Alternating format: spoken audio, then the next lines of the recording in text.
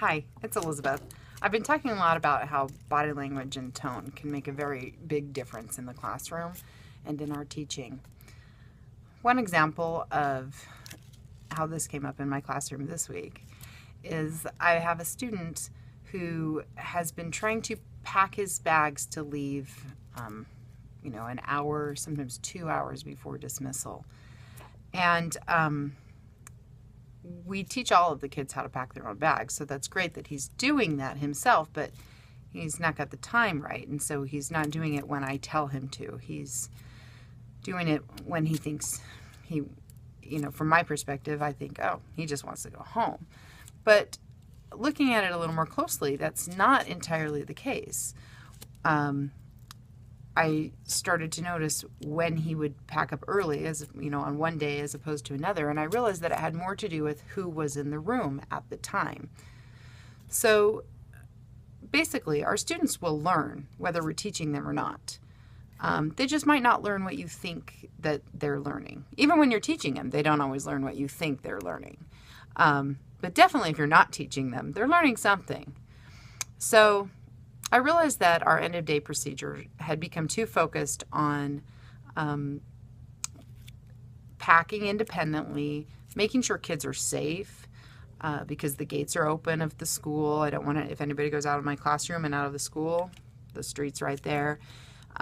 So all of those things are important, making sure they take the right coat home. So there's a lot of stuff going on at the end of the day. So I had neglected to pay attention to what kind of cue I was giving the students to pack up. Most of my students, I can say, time to pack up, get your backpacks, time to pack up. But this student's pretty severely nonverbal, and although he understands a lot of what I say, and I know I have said that to him too, that's not the cue he was paying attention to.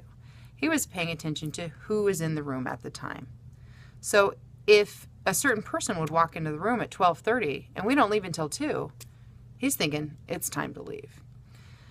So it's not really fair to him because he would get very upset once I'd say, no, the bus isn't here. No, it's not time to leave. I even took him all the way out to the bus bay once to show him that the buses weren't here. And then he just got more angry with me. And I don't want my kids to be having meltdowns over things they don't understand. So I said to the staff, what can we do about this? And we decided it really does need to make it a priority, not just to, do all of the things we're doing at the end of the day, but also clearly communicate when it is the end of the day by having him say on his talker, it's time to pack, and by showing a symbol, backpack time, instead of just saying, go get your backpack, which I think he's understanding, but he's actually understanding that I'm seeing this person walk in. They walk in at the end of the day. I'm going to pack.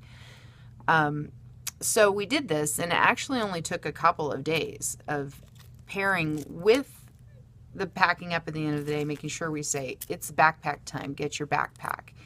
So we did that for about 3 days. Today, again, it's an hour before it's time to leave, and he starts packing his bag. So this time I was prepared.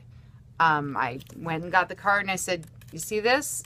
No, it's my time. When I give it to you, I'm not giving it to you. It is no. This, no. And he understood that and moved on to do something else without the tears and the tantrum and the fit that I had literally just 3 days ago. So there's an example of what to do when you realize you haven't been teaching things right, that you can correct things, your kids do learn, and just another example of how they're not always learning what you think they're learning.